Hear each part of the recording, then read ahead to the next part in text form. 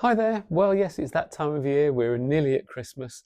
But I wanted to tell you about an embarrassing moment that happened to me recently because I had to go down to Kent to a funeral. And when I was down there, I didn't think there'd be anybody there who I knew. And we went to the funeral, then went on to the wake, and then I was just getting some refreshments, and then I was just talking to a man just while waiting for the tea to brew, and we just got chatting and making small talk as you do. So saying, "Oh, how did you know the person who passed away?" And it turned out that he'd worked at the same place that my dad worked.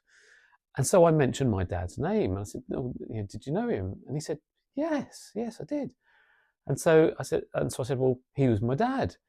And then he looked at me, and then I could see the penny drop. And he put his hand on my shoulder and he said in a really loud voice, "Martin," because that was my old name. And it turned out that I did know him, um, but I just didn't recognise him because it was 35 years ago when I'd last seen him. And obviously he changed a lot, and I changed a lot in that time, just a little bit. But of course, when he said Martin in this really loud voice, the whole room went silent, and everyone was looking around at me. And I thought, oh no, he's just outed me to the whole room. It was so embarrassing. But then we just had a laugh about it. But I don't blame him about that because he hadn't seen me for 35 years. And so, I get it. I totally understand it.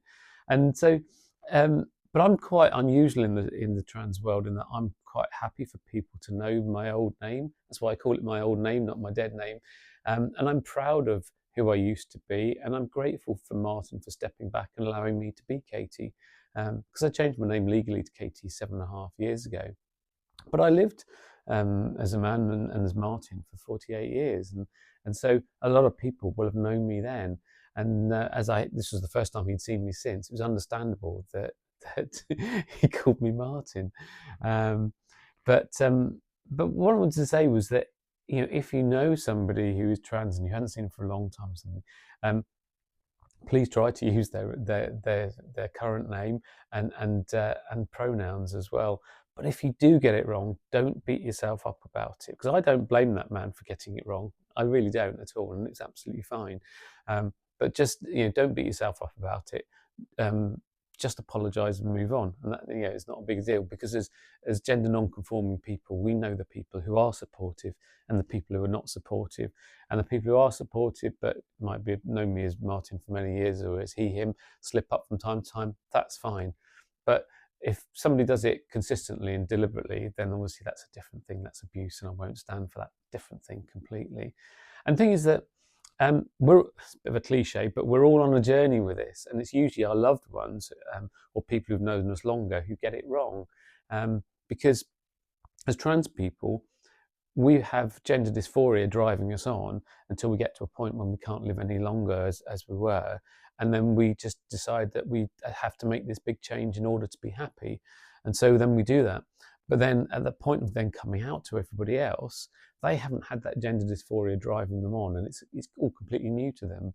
And so at the point of coming out, that's the point that most trans people are most at risk of being dead named and misgendered.